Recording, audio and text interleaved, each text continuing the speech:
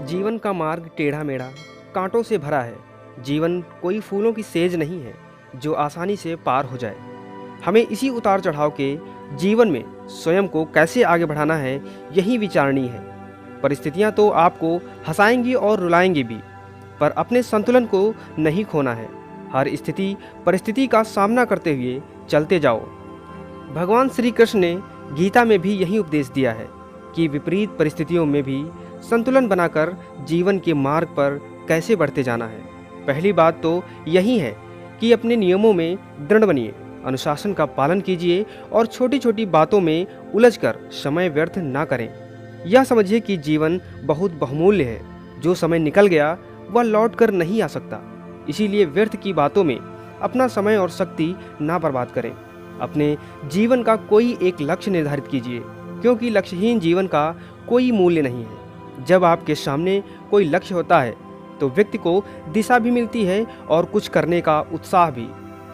वैर भाव, ईर्ष्या, क्रोध, यह सब ऐसे दुर्गुण हैं जो आपकी प्रगति में बाधक हैं।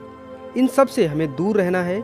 यदि आप किसी के साथ वैर भाव या बदला लेने की भावना लेकर चलते हैं तो आप अपनी ऊर्जा का स्वयं ही ह्रास कर रहे होते हैं।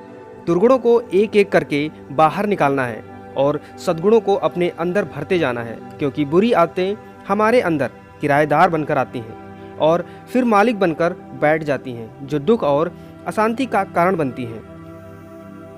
अपने स्वभाव को और आदतों को लगातार चेक करते रहिए कि कहीं मैं गलत दिशा में तो नहीं जा रहा हूँ। आत्मचिंतन ही एक ऐसा आईना है जो आपको अपनी बुराइयों से अवगत कराता है, क्योंकि किसी के कहने से आप नहीं मानेंगे। स्वयं का निरीक्षण करते रहिए और धीरे धीरे अपने व्यक्तित्व को निखारते रहिए।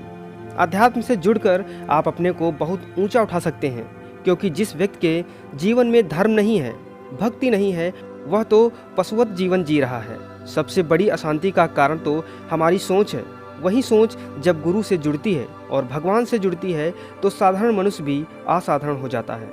निष्कर्ष यही है कि अपने जीवन को संतुलित करना, नियमों से बांधना, आध्यात्मिक होना, ध्यान, पूजा, पाठ, हर चीज़ के लिए समय निर्धारित करके चलना, मन में नकारात्मक विचारों को न आने देना, सब शुभ को ही अपनी ओर आमंत्रित कीजिए। यही शांति का मूल मंत्र है। जीवन में हजारों लड़ाइयाँ जीतने से बेहतर है स्वयं पर विजय प्राप्त करना। अगर यह कर लिया तो फिर जीत हमेशा तुम्हारी होगी। इसे तुमसे कोई नहीं छीन सकता। किसी भी हालत में इन चीज़ों को कभी नहीं छुपाया जा सकता, और वो है सूर्य, चंद्रमा और सत्य। जीवन में किसी उद्देश्य या लक्ष्य तक पहुंचने से ज़्यादा महत्वपूर्ण उस यात्रा को अच्छे से संपन्न करना होता है। बुराई को बुराई से खत्म नहीं किया जा सकता। घृणा को सिर्फ प्रेम के द्वारा ही समाप्त किया जा सकता है, और यह एक अटूट सत्य है। सत्य के मार्ग पर चलते हुए व्यक्ति केवल दो ही गलतियां कर सकता है। पहली, या तो पूरा रास्ता तय ना करना, और दूसरी, या फिर शुरुआत ही ना करना। भविष्य के बारे में मत सोचो और अतीत में मत उलझो।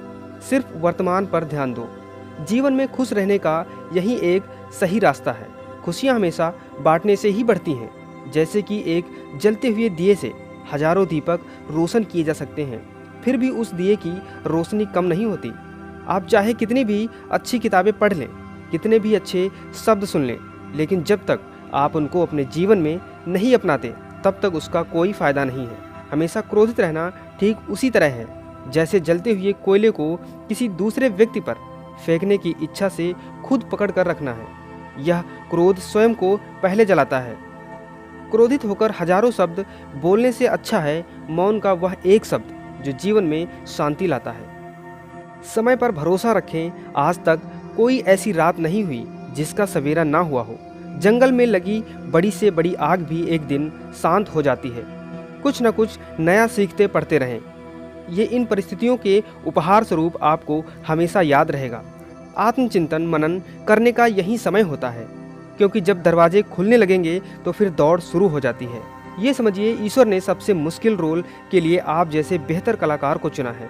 हर घटना के पीछे प्रकृति का कोई प्रयोजन होता है। इस समय को टिक टिक करती घड़ी की सुइयों की तरह लें और अपने जीवन में हमेशा आगे बढ़ते रहें।